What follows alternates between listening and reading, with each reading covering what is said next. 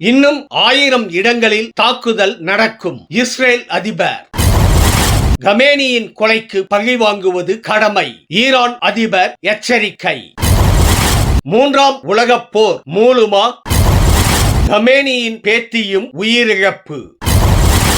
ஈரானில் இந்த 3 விஷயங்களே இலக்கு. அமெரிக்க அதிபர் டிரம்ப்.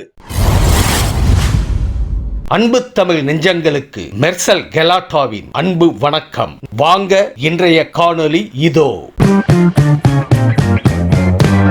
ஈரானில் வரும் நாட்களில் ஆயிரக்கணக்கான இலக்குகளை தாக்குவோம் என இஸ்ரேல் பிரதமர் பெஞ்சமின் நெதன்யாகு எச்சரித்துள்ளார். ஈரானின் துணிச்சலான மக்கள் கொடுங்கோல் ஆட்சியின் பிடியிலிருந்து தங்களை விடுவித்துக் கொள்வதற்கான சூழலை இஸ்ரேல் உருவாக்கும் என கூறியுள்ளார். ஈரான் குடிமக்களே, இந்த வாய்ப்பை நழுவ விடாதீர்கள். இது ஒரு தலைமுறைக்கு ஒரு முறை மட்டுமே கிடைக்கும் வாய்ப்பு எனவும் அவர் தெரிவித்துள்ளார்.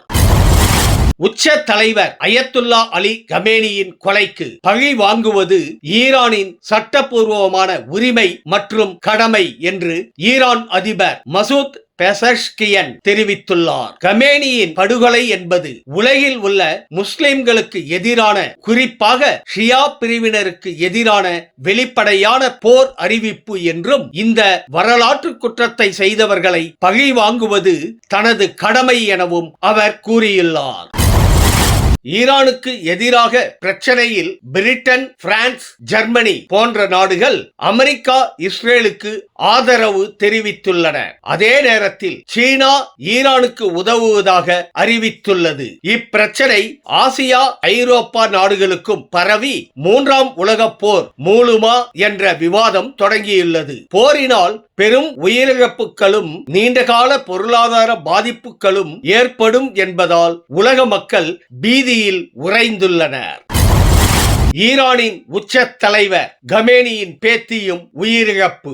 இஸ்ரேல் அமெரிக்கா நடத்திய தாக்குதலில் ஈரானின் உயர் தலைவர் கமேனி, அவரது மகள், மருமகன் உட்பட பலர் உயிரிழந்தனர். இந்த நிலையில் கமேனியின் 1.5 வயது பேத்தி ஜஹ்ரா முகமதியின் போட்டோ சமூக வலைத்தளங்களில் வைரலாகி வருகிறது. உலகில் மலர்ந்த கொஞ்ச நாட்களிலேயே எவ்வித தவறும் செய்யாத அந்த குழந்தை இறந்தது வருத்தமளிப்பதாக நெட்டிசன்கள் கூறுகின்றனர். முன்னதாக கமேனி தங்கியிருந்த பகுதியில் 30 ஏவுகணைகள் ஏவப்பட்டது குறிப்பிடத்தக்கது.